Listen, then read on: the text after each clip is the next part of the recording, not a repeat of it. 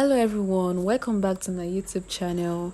If this is your first time of coming across my video, kindly click on the subscribe button and turn on your notification bell so you get notified when I post a new video. In today's tutorial, we'll be learning how to make this trendy shift gown that has a bell sleeve and a collar.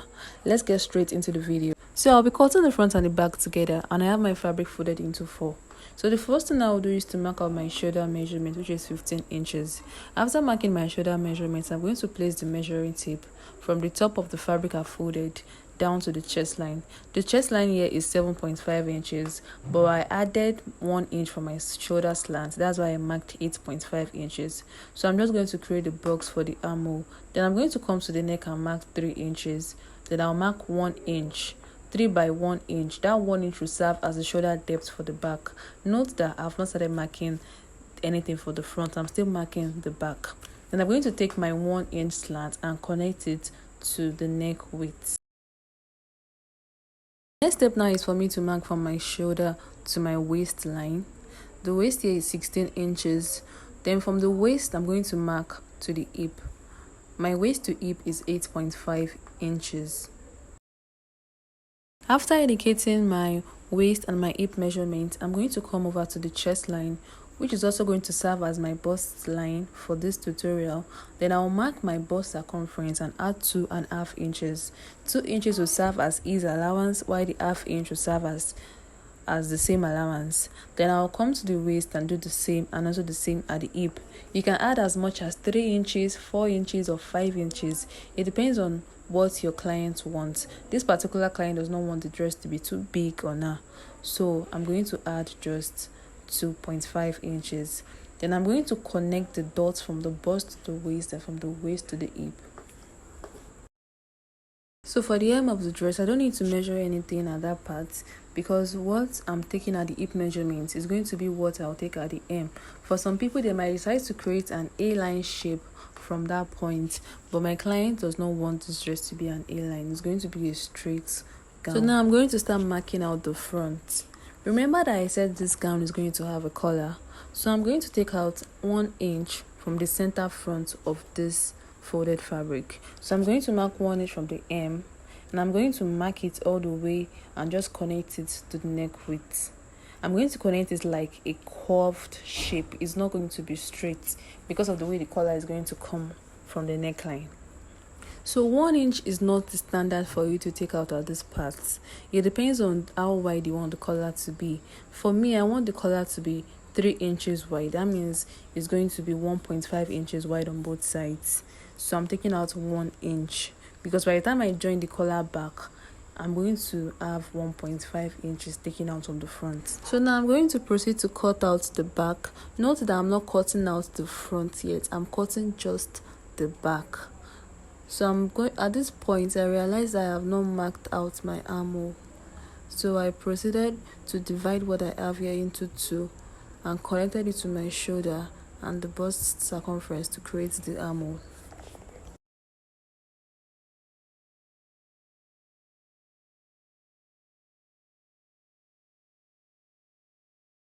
So now I'm just going to proceed to cut out the armhole, and I'm also going to cut out the sides. At the armhole, I left ½ inch, so I'll be able to stitch my sleeve at that part. I left ½ inch. I didn't cut directly on the chalk, so I'm just going to cut it all the way down. So at this point, I have separated the front from the back. So this is the front with me here. You can see that part I marked at the center front. I'm just going to proceed to cutting it out all the way down, because this is where I'm going to replace the collar.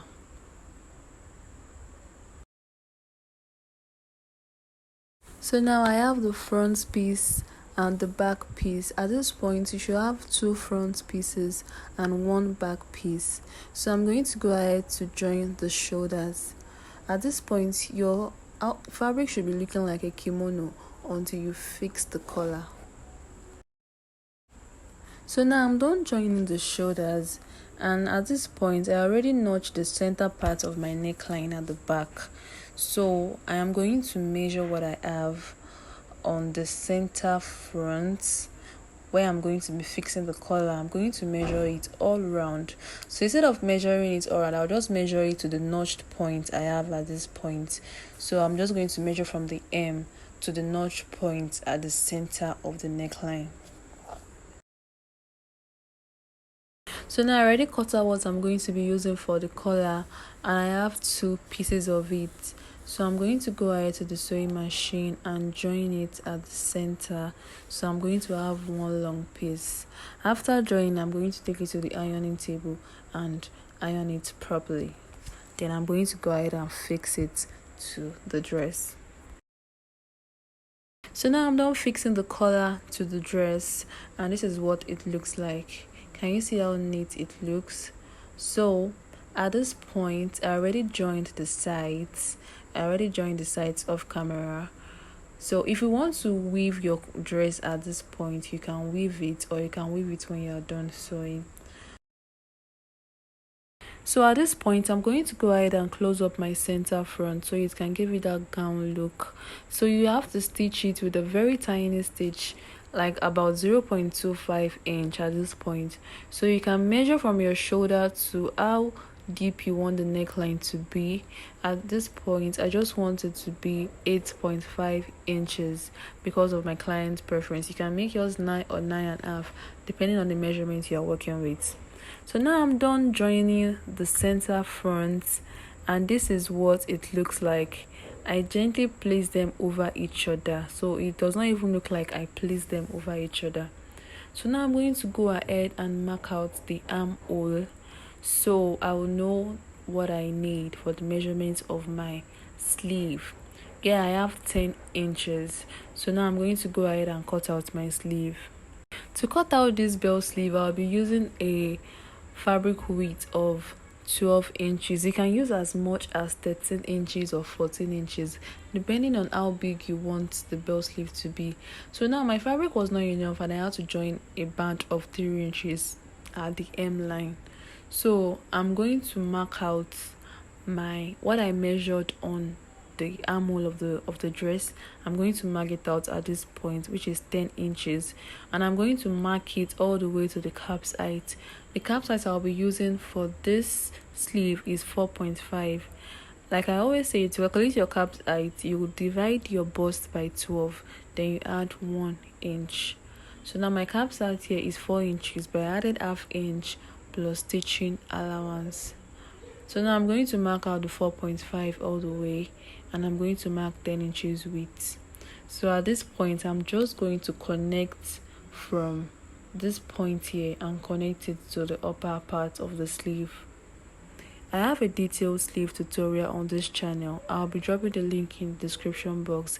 If you are still struggling to cut a perfect basic sleeve, you need to watch that video. It is just a 4-minute video and it is very detailed. So from this point, I'm going to connect it all the way to the hem of the sleeve.